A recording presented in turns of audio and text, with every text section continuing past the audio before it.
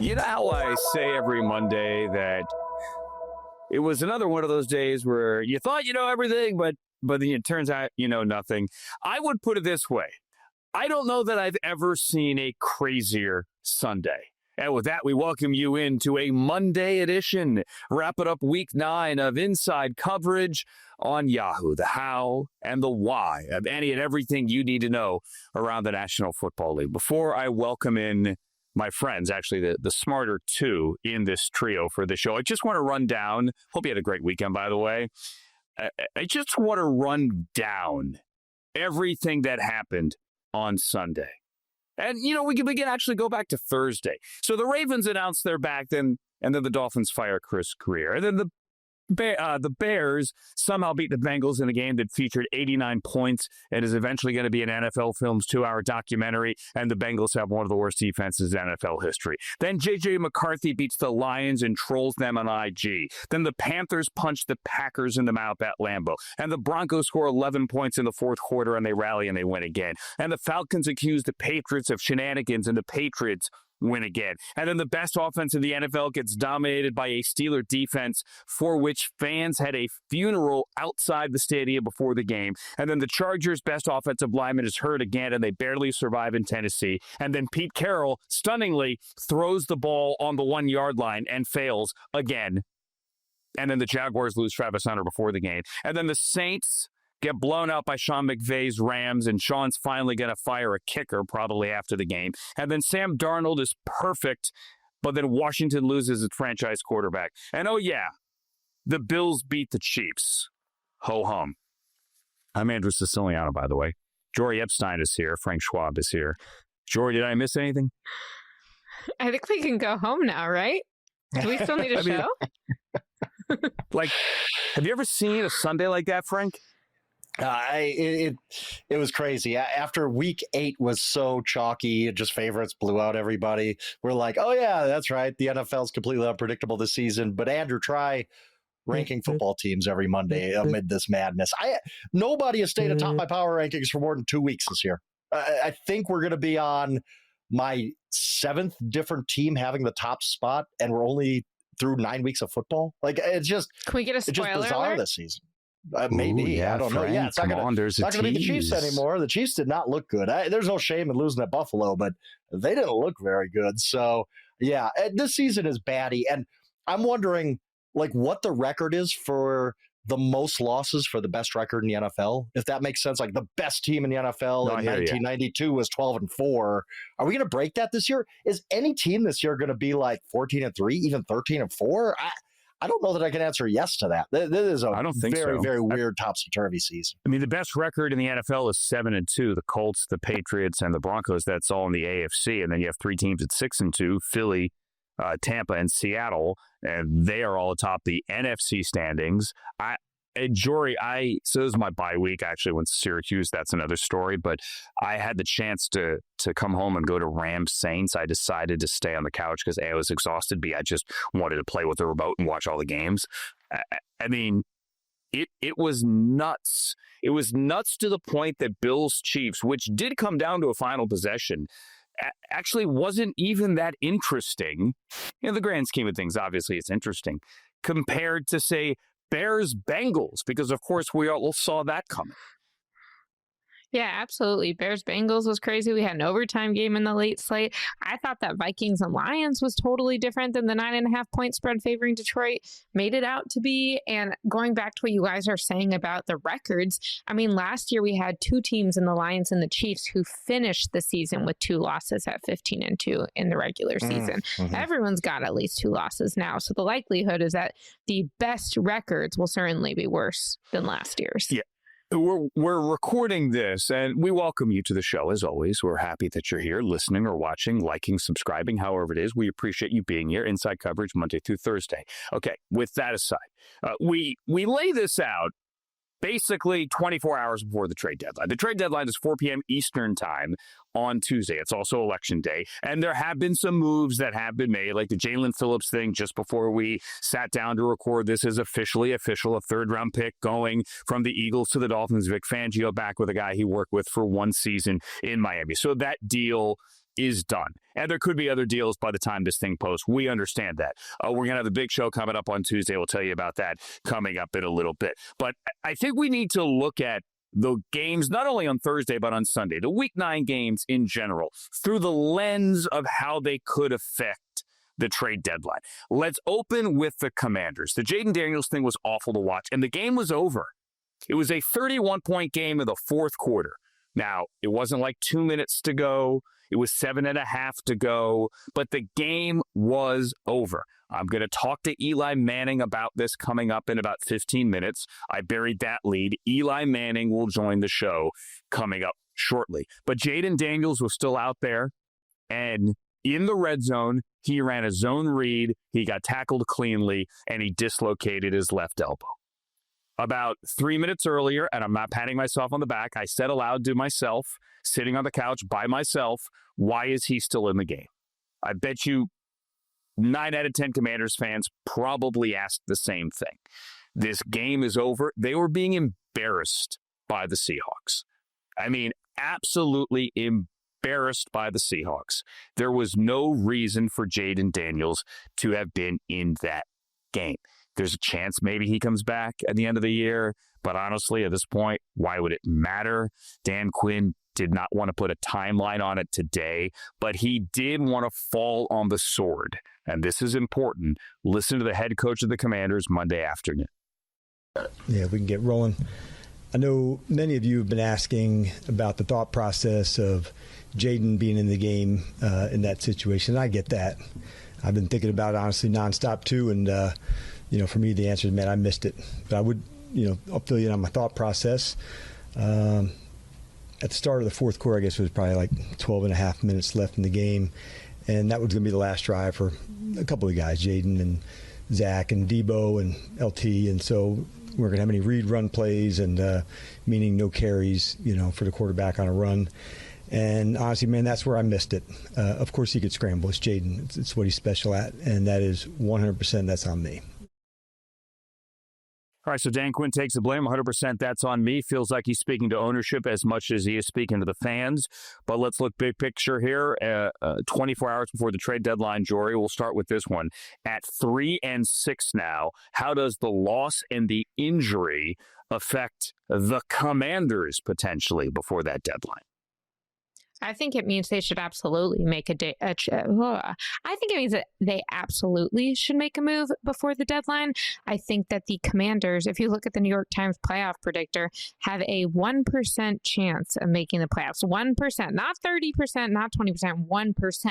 And so when you look at the likelihood of them making it to the playoffs after their NFC Championship run last year, and then you say, well, they've got a lot of guys on expiring contracts. They're older guys. You got the Zach Ertz, the Von Miller, the Deebo Samuel.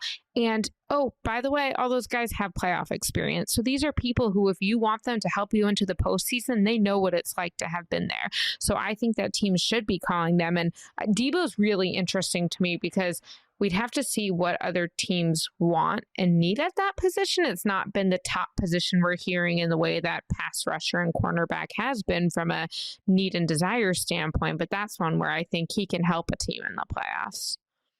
Yeah, I think so too with Debo. I mean, you look team like the Patriots, the Jaguars, who just lost Travis Hunter, like Andrew said at the top of the show. Like there are teams that could use a guy like Deebo Samuel. And we like to think of the Commanders as this young up-and-coming team because Jayden was a rookie last year and he had this historic rookie year. The Commanders, as probably most people know, are the oldest team in the NFL, and by a wide margin. They're the oldest team in however many years, an average age on opening day of over 28 years old. It's just not a good spot for the Commanders to be in. They kind of loaded up a little bit to compete this year. You go and trade for Debo. You go and trade for Laramie Tunsil. And now all of a sudden you're just like, we're 3-6 and we have the oldest roster in football. We got to bail out of this. So absolutely, they have to sell anything that's not nailed down, I think. They have to just be realistic of who they are. They're not a playoff team this year.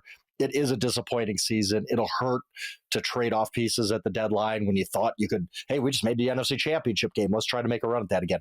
Nope, didn't happen like that. So, yeah, I think it absolutely has to change our thought process to especially get blown out like that to the Seahawks. Seahawks were clearly the better team in that game. The Commanders, even if Jayden Daniels got through that game healthy, the Commanders would have to take a look in the mirror on Monday morning and say, we're not a playoff team. We're nowhere near that level. No, they were a team that I think clearly, and some of us raised our hand and noted this in the offseason. They arrived a year early last year. First year with a new GM and a new staff and a new head coach, and they went out and they spent some money. You know, they did what other teams had done, like kind of maybe Houston, like brought in a whole bunch of veterans, and all of a sudden with the magic of a rookie quarterback, that is special. He truly is special, which is what made it so hard to watch last night. Jayden Daniels is one of those guys who's beloved both on and off the field by not only fans, but by his NFL peers. And it was just a gut punch to see that. But either way, they arrived a year early. And they realized in the offseason that we have this window here with a quarterback on a rookie contract. Let's go bring back Bobby Wagner, who's very tight with Jayden. Let's bring in Bruce Smith, of all people. Honestly, I think, not Bruce Smith, I beg your pardon, Von Miller, who's wearing number 24, and it looks quite odd. You trade for Debo. Yeah, with whom Adam Peters had a relationship, obviously, in San Francisco. And you try to win now because you got a quarterback on a rookie contract. That's not going to happen this year. So you need to sell off all the parts you can, assuming people want the aging veteran parts on your team.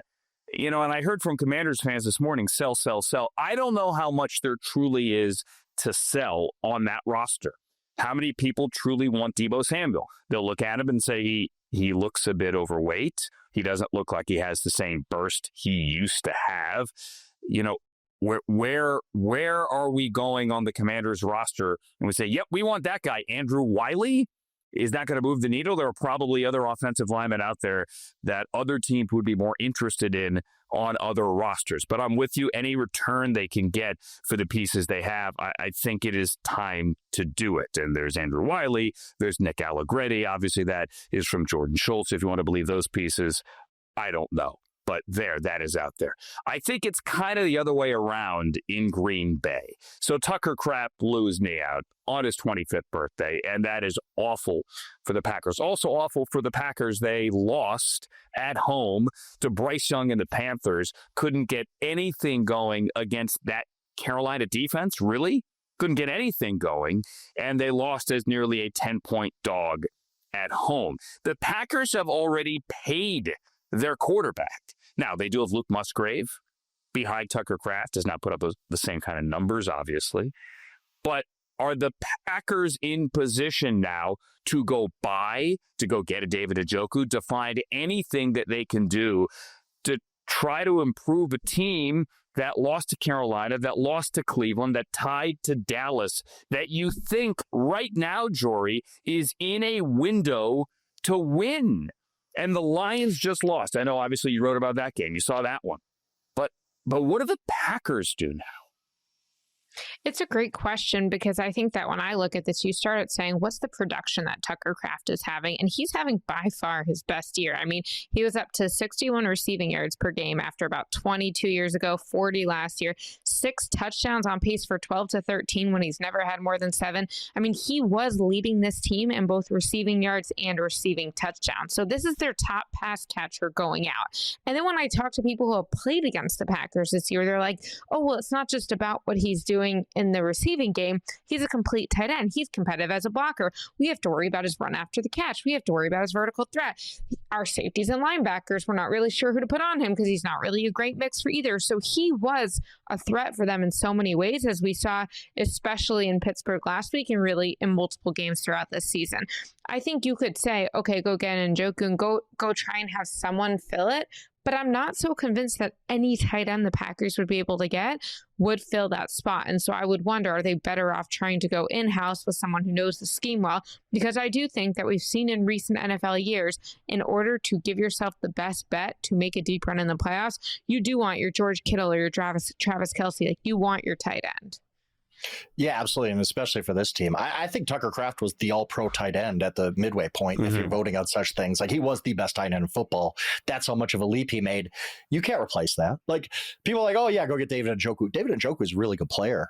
I don't think he's replacing Tucker Kraft coming in mid-season. Maybe we can fix everybody's problems and trade Zach Ertz from the Commanders to the Packers. Maybe that'll help. But to your point, Jori. That would actually make sense. It actually does, because to your point, Jori, I think you have to let Luke Musgrave, former second-round pick, you kind of have to have faith that maybe he has another leap in him too, and he can hold down to position. But you're going to need, I think, somebody else to be there with him, and not just in case he fails, but just to play some of the role that Tucker Kraft did. You almost attack it with two guys instead of one. I don't know, but this is a massive, massive setback for the Packers. You just can't replace a guy like that. I'm not trying to compare him to Jamar Chase or Justin Jefferson, but this is a guy who was their passing game this year. Jayden Reed breaks his collarbone in week 2. At some point, he might come back this season, but we'll see. Matthew Golden, first-round pick, hasn't done much. Romeo Doubs has been fine, but he's not really a number one guy. The Packers just lost their best option in the pass game. Yeah. And no matter who they go get, it's just not going to replace that. Yet if the playoffs were to begin today, they don't. I always like to throw that in. The Packers would be atop the NFC North. They'd be the 4th seed. They're at 5-2-1 because, as we mentioned, the Lions did lose. They're 5-3. The Bears are 5-3. After that, just insanity in Cincinnati. And the Vikings are alive. They are 4-4. So look, Green Bay's getting in, but it's not about getting in. At least they are right now. It's about winning a championship. All the, hey, Favre and Jordan Love, they're going to do it at the same point. Rodgers at the same point of their career. I don't know, because Tucker Kraft is their best offensive piece. All right. There are a lot of ways to go, and I like to say that it was a stunning day around the league. But in terms of the trade deadline here, dealer's choice, Jori, what other injury or outcome yesterday do you think affects 4 p.m. Eastern on Tuesday? I'm not saying that the Colts will change their approach. I think they should. I think that the Colts are a very good team, but I do think that they were a little bit inflated based off the strength of schedule they faced earlier in the season. And I think losing to the Pittsburgh Steelers and making the Pittsburgh Steelers 2025 defense look like it is a competitive NFL defense should tell them something about where they are. And I just think that the Steelers basically had this run where they were struggling to do something from literally November of last year until this game. I mean, fans literally had a funeral outside Acrisure. I'm sorry. They this is all the socials. Oh, we have a funeral. Okay, hey, you guys did your thing. Everybody put it on camera. I'm sorry. But that's how bad they were, Jori, to your point. But assuming you, as the Colts, still believe that you have a chance this year and this is your year, I'm curious, as Charles Robinson, our colleague, mentioned last week, about Trey Hendrickson there, given that Lou Anarumo, his defensive coordinator in Cincinnati last year, is now in Indianapolis. I mean, we see this happen. We see Vic Fangio in Philadelphia took his old player from Miami, Jalen Phillips, and recruited him over and convinced the GM. And so I do think that front offices are more likely to make a trade when they feel like their coaching staff has a clear plan for them. I think the problem would be, one, would the Bengals trade within the AFC? I think they would, but I think the question is the price. And then you get to the price, which when I ask people, they're saying, well, a 2nd round pick plus something. And I'm not sure that the Colts are going to give that up. But I think the Colts should not do this anymore. But I wouldn't be surprised if people inside that building still want it. And then the question is, can you get them to come down a little bit in price? What do you think, Frank? It's a huge thing for the Colts. Like, you're kind of stuck in that. You don't want to mortgage a future, but yet how often are you going to have a team that starts the season 7-1 and looks legitimately like one of the better teams in the AFC? We talked about nobody's consistent. So I don't know exactly what the Colts do. I think the craziest scenario, and we talked about this before jumping on here to tape this podcast. If the Jaguars lose to the Raiders yesterday, they're not selling at all, or they're not buying, right? Like, you're like, we just lost to the Raiders, whatever. They they knock down a 2-point conversion at the end of the overtime. And all of a sudden it's like, well, the Colts lost yesterday and we just won. And maybe we could go get a receiver to replace Travis Hunter, get some help for our defense or this or that. It's crazy how one play literally could change if the Jaguars are buyers or just kind of standing pat. I don't think they were going to be sellers in any way, but we've seen that organization get aggressive. I'm going to be keeping an eye on them tomorrow. But I do think the answer to this question is the Chargers and Joe Alt. And I know there are not a ton of quality offensive linemen out there, but they already lost Rashawn Slater. We knew that. Joe Alt suffering a season-ending ankle injury. We've seen that line without Joe Alt, and it's not pretty. And I assume the Chargers have to be saying, we got to do something. We got to see if there's anything out there we can do to help our line. You're not going to get a Joe Alt. That doesn't happen at the trade deadline on the offensive line. But somebody to help. I think they're going to be aggressive at try, at least.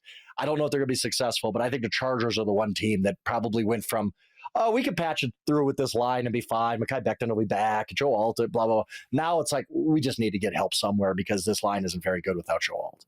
Yeah, it's amazing how one play in any game can change a season. And I'm not suggesting that these plays week 9 truly change the eventual outcome when we get to the first week of January for any of these teams. But imagine if the Bengals can tackle Colston Loveland.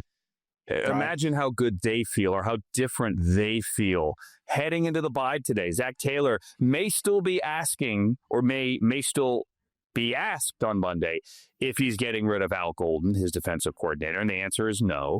But we don't have, videos. We'll talk about the Bengals later of Jamar Chase cursing or Chase Brown saying things in the locker room afterwards. That's just the Bengals. But you mentioned there in the Jaguars. So Jacksonville right now is the 7th seed of the AFC. They are 5-3.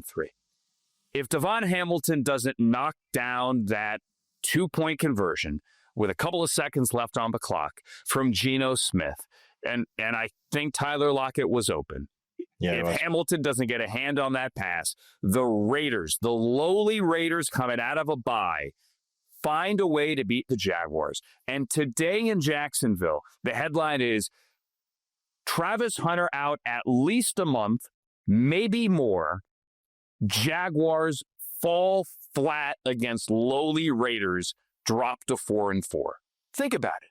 And instead it's, they're 5-3. Maybe they go trade for Jacoby Myers. Maybe they go find another veteran wide receiver that's out there. Call the Saints. Anybody. I don't care.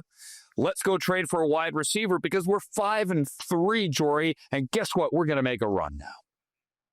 And by the way, they're currently, if the playoffs were to start today, which they don't, in the playoffs, whereas the Chiefs are not, and they beat the Chiefs, so they've got the head-to-head. Amazing. So I think I think that game and that relevance to the playoff hunt is going to stick with the Jacksonville Jaguars. I still think the Chiefs are much more likely to end up in the playoffs, but it's interesting. And the Jaguars are sitting there saying, we're one loss behind the Colts in the division. Well, they look vulnerable. I'm not saying I believe that because I think the Jaguars are a very flawed team this year, even though I picked them before the season to win the division. You could see it's just not clicking for Trevor Lawrence at passing game. Travis Hunter's out. Brian Thomas is just, I don't know what the heck's going on there, how that resolves itself. But if you're the Jaguars, look, hopium is a thing in the NFL. Everybody thinks they're better than they are. Everybody is like hopium. Hopium, yes, it is the drug of choice in the NFL among mediocre teams. Okay. Where they look at their schedule and they say, poppy? "If we, probably, maybe, okay, I don't know. I'll let you. We'll talk about that offline. Maybe you get to the point where you look at your schedule and you say, well, we could beat this team. If we beat this team, then we could beat this team, and all of a sudden now we're in the play. Every team does that, except the Saints and the Jets at this point. So we'll see. We'll see what the Jaguars do. Again, that front office has been aggressive. They've shown that. Look at it from the Bears' perspective. So the Bears right now, confirming, they're 5-3. They're the 8th seed, right? The Lions are 5-3 as well. Lions right now are the 7th seed. And we're getting to the second half of the season. It's officially time to look at the playoff standings each and every week. So the Bears are 5-3.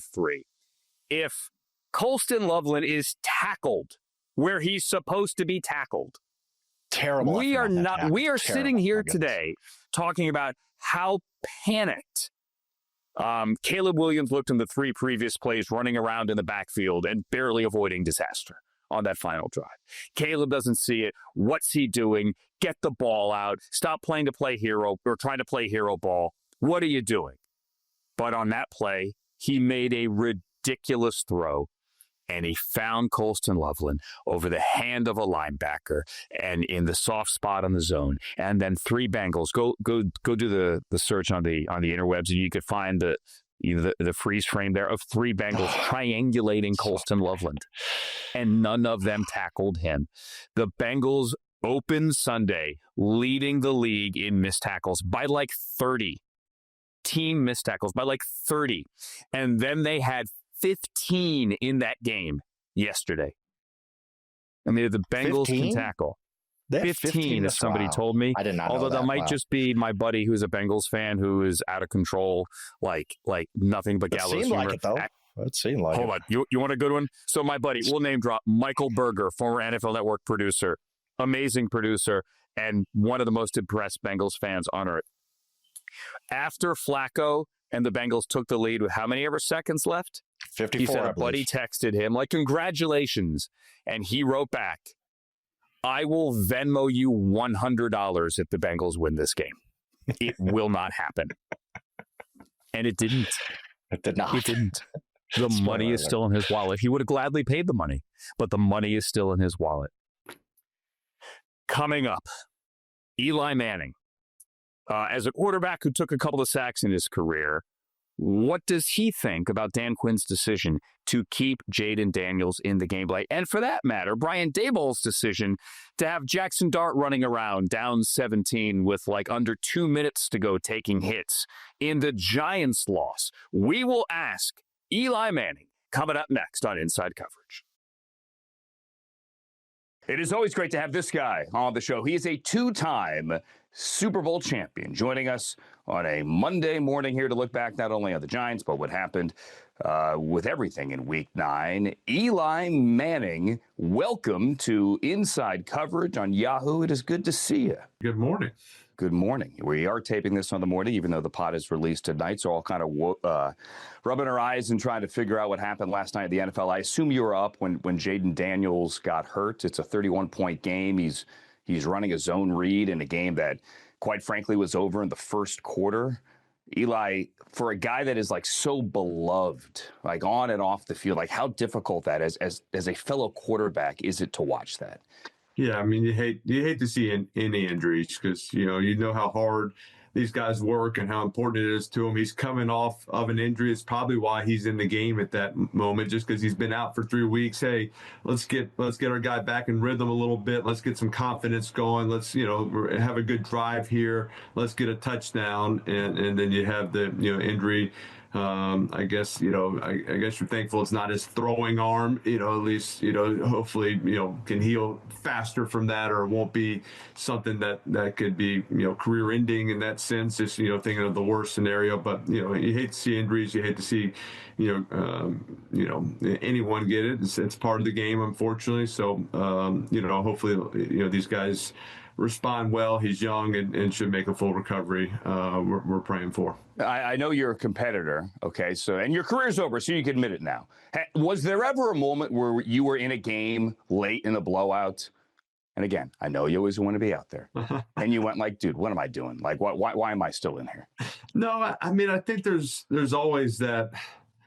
Yeah, just that competitiveness where you want to, build on something. Just, hey, let's get a drive. Let's go score. I think that was kind of what you always said in those situations. Hey, hey, we're down. It's been bad. We're getting beat.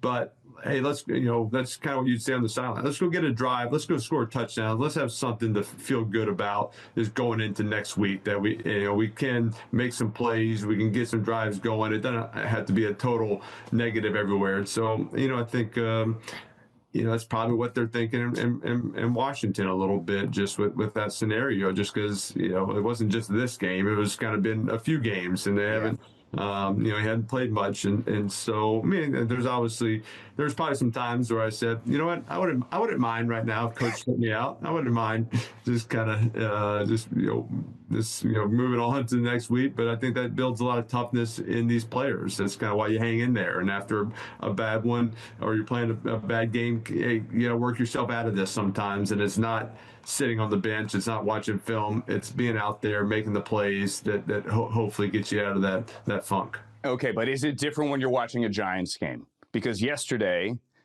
in like the future, Jackson Dart, the future of the franchise is out there. It's under 2 minutes. It's 3rd and 10. He's running. Now, like they throw the touchdown a couple of seconds later to Gunnar Olszewski, right? But the game's over. Like, are you as Giants fan, Eli Manning, going like, oh my God, like we're going to get this kid killed? No, I think a young quarterback, that's kind of part of the growing process is that, these are all important reps, and they're all important times for him to go through that and to just, hey, does he have that?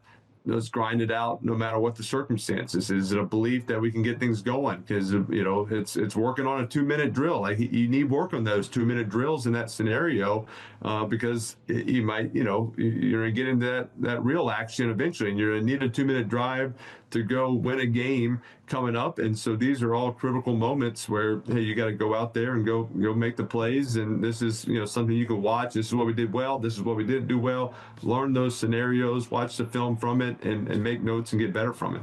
Has the kid hit you up for a restaurant reservation recently? I don't think he needs my help anymore. I'm calling him trying to get reservations now. He's the talk of the town, and he's the young guy. My son, Charlie's dressing up as him for Halloween, so he's the new quarterback. I'm happy for him. Happy, the Giants got a guy that they like, and it's not tough. It's a tough scenario. He's got guys banged up and receivers out, but he's competing. He's making plays, and he's rallying the guys around him, which is a great thing.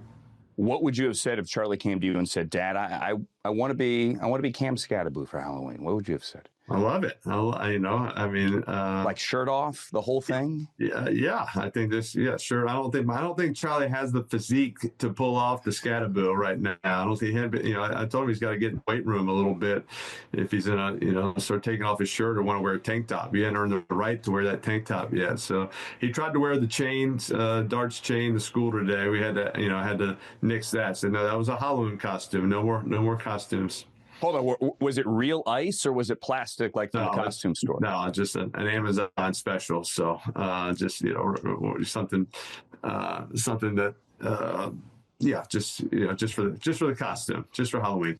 Hey, how do you navigate watching what your good friend Daniel Jones is doing, right? Because aside from yesterday, he's lightening up there the talk of the NFL.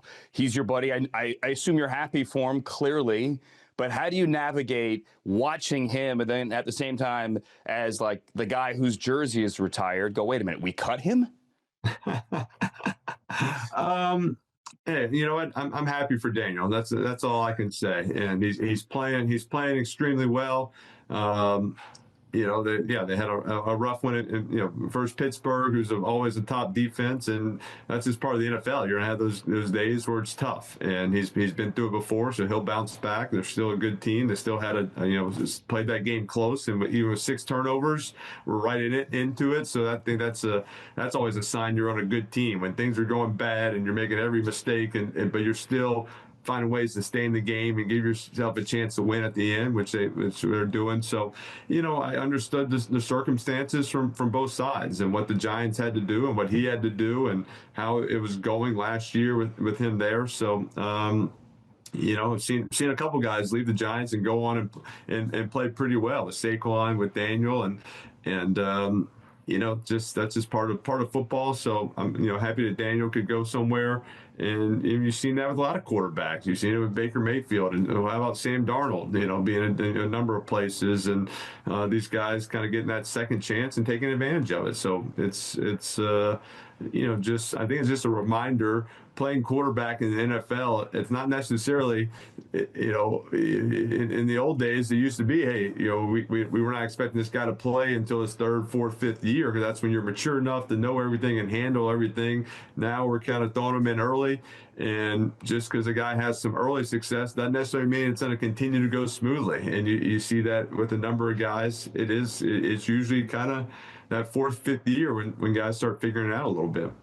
2 more quick things for you. Number one, because you mentioned Saquon, their Hard Knocks is going to be back in the NFC East, which means back with the Giants coming up in a couple of weeks. What are we going to find in there? I don't know. I'm not sure what we're. Are you anxious about it? I'm nervous about it. Yeah. Last time the Hard Knocks came, it wasn't great stuff with the off season and everything going down with Saquon. I think the idea was, hey, all season we don't want the distractions of the regular season, then being in training camp. Too many distractions. This all season thing sounds much better. And then you have, obviously didn't think about everything going down with Saquon and contracts and the possibility of him going to Philadelphia. And then he does go to Philadelphia, and the last thing you want as a Giants player is sending your best player to in division rival. So but that's what makes the show fun and interesting. There's always things that you learn, kind of what's going on behind the scenes, what's going on in the locker room. It's that access. And giving people this kind of that inside scoop is what's made that show and a lot of these shows so popular. And this might be like an off-season sit-down question, but I'm gonna throw it at you regardless. I had a conversation with Jason Kelce a while ago about how he and Travis are so genuine and like the love for each other. They're best friends comes through every episode they do. Like I don't, maybe it's an issue with me and my brother. I love my brother, but there are days where we give one-word answers to each other via text and we don't have time for each other in our lives. Like maybe if we're both on the road, we can sit down, have a good meal, and actually connect. But it comes through with them, and it comes through, I'm getting to it, with you and Peyton. Like, how do you maintain that energy and like put on a show working all the time with your brother when I would have to think you guys are normal human beings? There are days when he is annoying the heck out of you and vice versa, and you've got stuff with the kids and he's got stuff with the kids, and honestly, you don't have time for each other that day or that week. But like, hey, the lights are on and I actually have to put on a show and pretend that today I like him. How do you do that? Well, I think there's a respect because I see how important it is to him and how hard he works at, watching film and talking to coaches and sending me long voice memos. And so there's a respect to the preparation, I think, that both of us put through it and to want to make the show good. And so I think that's the driving force. Yes, there's definitely some times when he's, sends me an email at 10 o'clock on a Saturday night saying why I didn't respond to the email that was sent at 9:45 on a Saturday night asking about, what questions we want to ask Baker Mayfield. I mean, I'm like, when I see that, I'm like, well, because it's 10 o'clock on Saturday, I'll do this tomorrow. Like, we have till Monday. I don't have to respond to every email right away just because you responded to the email and you don't have plans on a Saturday night. But, and so, yeah, there's some of that, that's just common brotherly stuff. But I think, I also don't have to see him that often. I see him on a screen. I see him on Monday night. I get lots of emails and texts. We kind of, I feel like during this stretch, like we're right in the middle of a stretch of 6 weeks in a row of doing Monday Night Football. Like, I don't think we'll talk on the phone during that time. I definitely won't see him during that time. So it's usually like when we're on a couple bye weeks or around the holidays, we'll actually like get on the phone call and talk about other things besides, what the Cowboys are going to do on third down. So, I think that's what kind of keeps us from truly, getting on each other too much and keeping it fun. Because God forbid you'd have to see him that often. Right. I mean, if he's, in my house and like eating my food and doing, making a mess, then we might have some issues. Yeah. Like Thanksgiving is one day a year for a reason. Love Eli Manning. Thank you, Eli. Great stuff there. And I think it's a good transition, too, because we're talking about family. Let's talk about the Bengals family, because they were kind of pointing fingers at each other. After the defense just couldn't get off the field, you heard Jamar Chase walking up the tunnel afterwards, dropping a few curse words, saying basically all we needed was one stop. And then in the locker room after the game, you heard the same from running back Chase Brown. We just got to play complementary football. Like, we put the ball in the end zone and go up a point at the end, finish the game. Like, just end it. Like, that's it. Like, that's what we need to do. Just end the game. Like, make them get us the ball back. Let us go to 22 victory and let's end the game. That's how I feel. Any playmaker on this team, any position, like, we're all willing to do whatever it takes to win. We just gotta finish. I think that's like what you go into this bye week thinking and kind of repeating to yourself is just finish these games. Please finish them.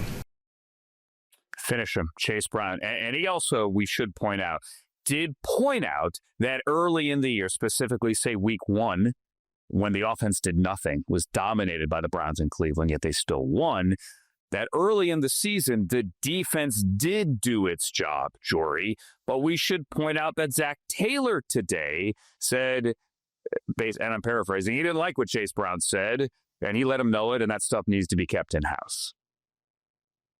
When I saw this tweet and it was Chase Brown on the defense, you need to finish the effing game and what the F, I was like, I'm curious. And I guess to the credit of the person who put that out there, they did make me want to click and understand what was going on. I don't think it was actually reflective of the tone that Chase was taking. Was he angry? Was he frustrated? Was he in shock? As he said, what the F that they had just lost this game, given not only how many points they scored, but also how late they went up and took a lead. Yeah, of course, because that one play against Colston Loveland, or one play where the defense wasn't able to tackle Colston Loveland, the play by Colston Loveland. Yeah, that was surprising. But I didn't feel that when I listened to the Chase clip in full, and it's saying, we know how he said at the beginning of that clip, a little bit before we started playing it on the show, just don't turn on each other. We know how they can play. They played really well at the start of the season. They did. They were carrying us on their back. So now that we're stepping up, I think we just got to play complementary football, and that's where we go into the audio that we were listening to. And so I felt like this was someone who was frustrated, but he was frustrated at what we did rather than what they did, is how I read it, in terms of, okay, yes, the offense clearly was the one pulling the weight, but I don't think Chase's public comments were quite the tenor that they were made out to be. Frank, what do you think? I feel like you disagree. I agree to a point. I think that, yes, a little bit of it was taken out of context, but also when Chase Brown says, we got to play complementary football, we got to get one effing stop, he's not talking about the offense. Like, there's no like complementary football there. He's just like, get a stop defense. And I don't blame him. Look, we do this when we cover the NFL, when, Zach Taylor is like, we got to keep this stuff in house. Why? That offense, for the first time since 1966, the Giants scored 38 points in back-to-back games and were 0-2. That's the first time that has happened in nearly 60 years. So I don't blame the offense for being upset. I don't blame Ja'Marr Chase for walking to the locker room and saying, where he knew people were right there, could hear him, get an effing stop. Like, the defense does deserve to be blamed for this. And, Zach Taylor sits up there and Zach Taylor talks about, well, Chase Brown shouldn't be saying this, and Al Golden's not the problem. And I'm just sitting there saying, Zach, you might be the problem here, buddy. Like, are we sure that Zach Taylor's the right answer here? Because they are absolutely failing in this era of Bengals football. Ever since they made the Super Bowl, everything's been miserable. You're missing the playoffs even when Joe Burrow's healthy last year. This year, you're an embarrassment on defense. Nothing has been fixed. This Bengals team is falling apart. And I think even if Chase Brown, his words were taken out of context a bit, and I think that might be fair, you see the frustration starting to build. You don't see NFL players very often get to that edge of almost blaming the other side. I think you started to see that. And honestly, I don't blame those guys. They deserve much better than that defense is giving them. What was interesting is that when Ja'Marr Chase was asked about that and how difficult it is, how difficult to get a stop. He's like, I don't know. I haven't been in that situation. I don't know how to handle. I'm just trying to stay positive. And then he said, are you going to chew them out? Ja'Marr Chase was asked if he would chew them out, and he said, I'm going to stay in my lane. I don't want no defensive player to come and chew me out about what the F I'm doing. And so I think it's kind of like, to me, there's frustration, but I don't think that they're going to say, like, how could you not do this? I think it's more like, hey, coaching staff, as you're saying, Frank, hey, leadership, whether this is a personnel standpoint or a coaching standpoint, or the way the coaches are getting the most out of the players, even if it's an execution standpoint, this feels, like you said, bigger than any one player missing a tackle. Yeah, and here's another stat here. We saw EPA. Jori, it's a good point. EPA on the screen, expected points added. Another one, just a more traditional number. The Bengals defense, the only defense now through these two games in NFL history to allow 38 or more points in back-to-back games, 500 yards in those two games without a turnover in either game. That's never been done. So it's just the traditional metrics. They are truly that bad. Demetrius Knight, for example, and it's not all on a rookie linebacker who's doing his best, led the NFL in tackles by a rookie coming into the week. That's good. But also led the league in missed tackles, not rookies, everybody coming into this week. And that's just a microcosm of what ails the Bengals right now. It should be noted that Zach Taylor did say he didn't have a problem with Ja'Marr Chase being frustrated and being caught on camera being frustrated, talking to himself in the tunnel, because when he did get to the locker room, as Jori pointed out, he said all the right things with the cameras on and microphones in his face. He said he was fine with that. Bengals are in a bye. They got a lot of decisions to make. If I'm them, I trade Trey Hendrickson. Stop holding out for a first or second round pick. That's delusional. You're not going to get a first or second round pick. You're not. Your defense is awful with Trey Hendrickson, even though he didn't play yesterday. Just take what you can get. The deal didn't work. This season didn't work. I would pack up and say, we're going to play the kids and live or die with it. Trey Hendrickson is not part of it. Coming up on Inside Coverage, what did we learn about both the Vikings and the Lions, and specifically J.J. McCarthy, who then chose to troll the Lions after winning yet again in Michigan? Jori wrote about it. Jori empties the notebook. Coming up on Inside Coverage. Inside Coverage on Yahoo. Hi, Andrew Siciliano, Jori Epstein, Frank Schwab. Thank you for being here as we try to wrap up and make sense of week number 9 and make sense of what the Vikings did to the Lions. Yeah, there was Brian Flores and how he always kept Jared Goff or moved Jared Goff off his spot, and Jahmyr Gibbs had to be there as the guy to pick up a blitz as opposed to the guy that gets out in space. Look, there are a lot of angles here. The headline, I think, that most people will go to immediately is J.J. McCarthy comes back and beats the Lions. Wow. Jori Epstein wrote about it. Jori has far more detail and nuance from what was, Jori, one of the more surprising outcomes, not only of the weekend, but the last couple of weeks. What stood out to you? Yeah, absolutely. For J.J. McCarthy to come back from the high ankle sprain, go into Detroit, where Detroit had not only beat all the opponents, but outscored the 3 opponents in those wins 110-40, and say, hey, we got this, and I'm going to figure out how to get you there, was impressive. But to me, I don't think it was J.J. McCarthy beat the Lions. I think it was the Vikings beat the Lions. J.J. McCarthy knew that, and Kevin O'Connell, their head coach, knew that. J.J. McCarthy actually told his teammates a great story the night before the game when a couple of the captains were going around and sharing their motivation. And he said, I was lying in bed the other night. I couldn't sleep, and I felt like I was just glancing out of the corner of my eye, a silver platter with this great opportunity on it. And I caught the glare of the silver platter. And call it cheesy if you want, but good for J.J. McCarthy for recognizing he has a silver platter of an opportunity to play with Justin Jefferson and Jordan Addison and Aaron Jones and that defense. And, oh, by the way, is there a better play-calling duo than Kevin O'Connell on offense and Brian Flores on defense? If so, let me know, because I don't think there's anyone who's certainly better than that pair. And so I think when you go to it, you say, the Vikings made a really interesting decision in the offseason, because remember, we had Sam Darnold as their quarterback last year, Daniel Jones in the building last year, and Aaron Rodgers wanting to join them before he officially joined the Steelers. So those are 3 quarterbacks who are starting in the NFL right now that the Vikings could have had if they wanted to, and not for any insane price on any of them.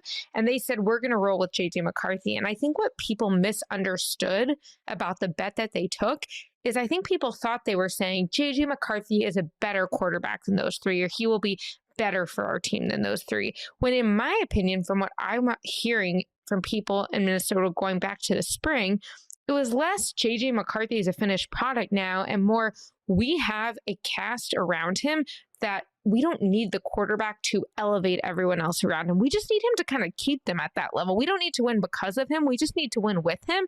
And hopefully J.J. McCarthy becomes all of that over time. But I think yesterday it's okay. He made some great throws and escaped one key lost yardage in that final drive when he was able to make it a gain of 4 rather than -5. But there were times when he threw behind the receiver, and there were times when he took a key sack on first down. And each time it was, oh, but the defense got a turnover and it's a short field. And on their first drive, well, how about a 61-yard return so that his first drive back out there is really short field? And oh, by the way, you have a blocked kick on the other time. So I just think it was everyone around J.J. McCarthy stepped up. And that's not to take away from what he did, but I think it's important to recognize what the Vikings did and did not expect from him this season. And I would say what he did yesterday is what they wanted from him. I think one of the big things working against J.J. McCarthy is we're still to a point where we're underrating how good Sam Darnold is. We just expected, I did this in the offseason too. I was high on the Vikings, said they're going to make it back to the playoffs. They're a playoff team. We just said, well, yeah, Sam Darnold had a good season, but it's because of the supporting cast, and J.J. McCarthy could step in to do that too. I think Sam Darnold showing this year with the Seahawks, no, he's actually driving the bus. He's a really good quarterback. I didn't expect it to happen, but it did. And now J.J. McCarthy's being compared to that. Instead of saying, yeah, Sam Darnold's really, really good, we just say, well, why isn't J.J. McCarthy doing that? And I agree with everything you said, Jori. Anybody who thinks that like J.J. McCarthy just carried them to a win didn't watch that game. Like, he did his job, and it was promising. You're like, okay, there's something to build on here. But it wasn't like J.J. McCarthy arrived. Like, it wasn't like, oh, yeah, we're good for the rest of our lives with J.J. McCarthy quarterback. But I think he could get there. But part of what's kind of going to hold him back for a while is everybody's just in this mindset of, well, Sam Darnold was just riding in the back of the bus and this great system he had, and JJ and O'Connell and all this. Whereas Sam Darnold is a really, really good quarterback who's proving that. And JJ McCarthy's honestly going to have a tough time reaching that level. But now at least that we've seen JJ McCarthy break through a little bit and have a positive game, all right, you can build on that. Be better next week. Be better the week after that. Maybe he can get to that point by the end of the year. Which is all you could ask. It was only his third game. And that's what people keep forgetting. It was his third game of the year. He played in the preseason 2 years ago. He didn't play in the preseason really this year. And then this was his third game this season. And well, no, it was in no way perfect. And Jori makes a point of saying that right out of the gate in her piece. Go read it on Yahoo. At the end of the game, he's throwing a back shoulder and he's getting the first down on third down. And bam, like, they won the game. He had the touchdown to Justin Jefferson where you're like, okay, there it is again. Guys, I had an offensive coordinator before the draft last year, not with the Vikings, let's just say this, basically say, hey, like, I don't want my team to draft J.J. McCarthy. He said it in as many words. So there are a lot of people around the league that doubted J.J. McCarthy. By the way, his team, as I said, did not draft J.J. McCarthy. There are a lot of people that have doubted that guy. He did it yesterday. He did enough with a great Brian Flores coached performance from his defense to win a game on the road against a team that some had ticketed for the Super Bowl, against a team that, as Jori had pointed out there, was destroying the opposition at home. A team that was coming off a bye, right? And they did the job. And then he trolled the Lions by saying, what, his knees weren't bitten or something like that. Whatever it was on Instagram, no knee biting, something like still that. Intact. No, exactly. Kneecaps still intact. The kid's got some swagger, which rubbed a lot of people the wrong way. But it could also be a good thing. And it definitely is a good thing when you are basking in the glow of victory.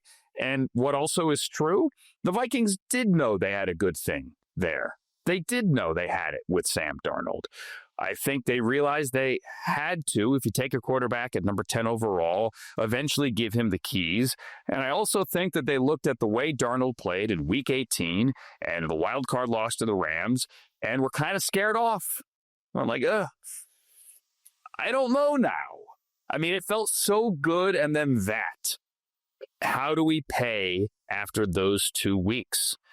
And the Seahawks are the beneficiary of it, because what Sam Darnold did on Monday night, we focused on the Commanders at the top of the show.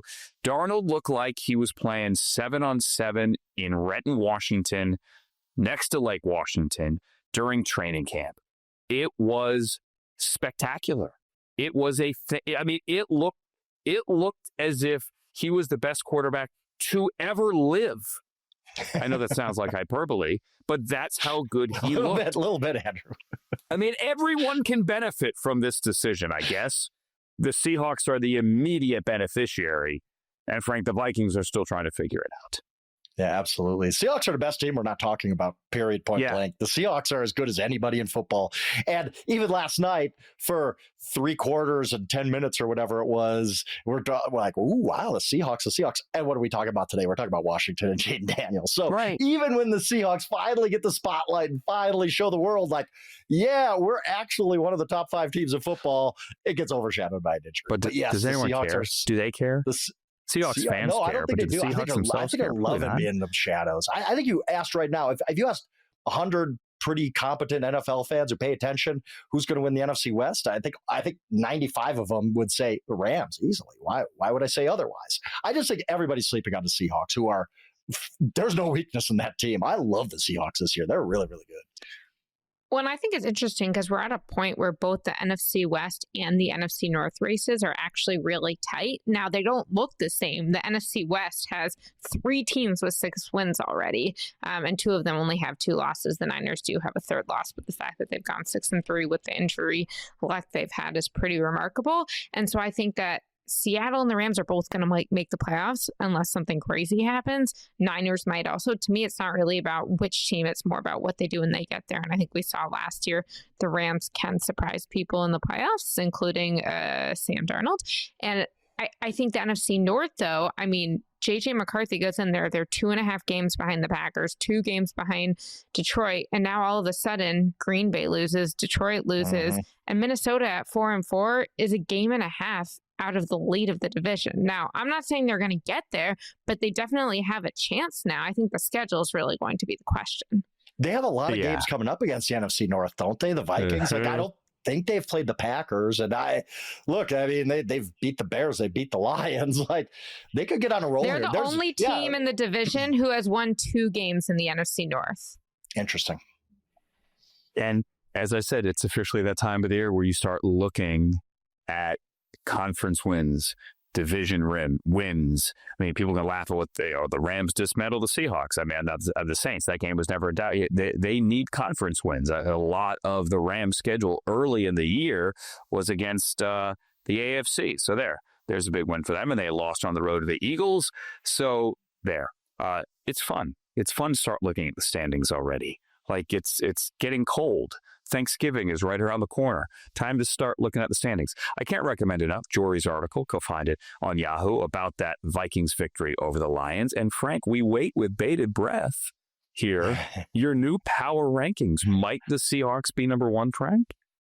They're not number 1, but somebody asked me, one of our producers of Yahoo Sports Daily, which I'll be on tomorrow talking about power rankings, asked me, he's like, I can't wait to see who's number 1 this week. And I said, I can't either.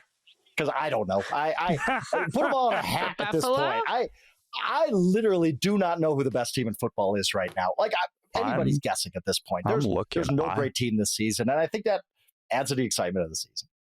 I think you might say the Patriots. No. I think he's going to say the Bills. Wow. Interesting. 6-2 We'll have to see. Tune into Yahoo Sports Daily Tuesday morning. I'll be talking all about it. Are you going to go back to the Eagles, dude? Oh, with Jalen Phillips now, too, and they've added pieces. I can't give this away. You want to see what they do on the field first, Frank? I didn't tell you the ending is to like the Shawshank Redemption or anything. When does Come on, you can't give away spoilers. When does it I'm drop? not going to watch it, whether you do or you don't. It will be tonight after Cardinals Cowboys. It will drop tonight. Ooh. So if you want to stay up late for the power rankings, or tune in to Yahoo Sports Daily with Jason Fitz and Caroline Fenton and myself tomorrow morning. By the way, I told you so on the Kyler Murray thing last week, didn't I? But I'm not doing a victory lap here. But no. I'm not rooting for anyone's misfortune. I'll tell you that, but that's not picking for anyone, not rooting for anyone's misfortune. But I do love me some Jake Brisket, and also love the brisket from the Dinosaur Barbecue. And it was good to be back in Syracuse this past weekend. And it's always good to be with Jori and Frank and with you. Thank you for listening, and thank you for watching this show, which is Inside Coverage on Yahoo. My name is Andrew Siciliano. We are back on Tuesday. Talk to you and see you then.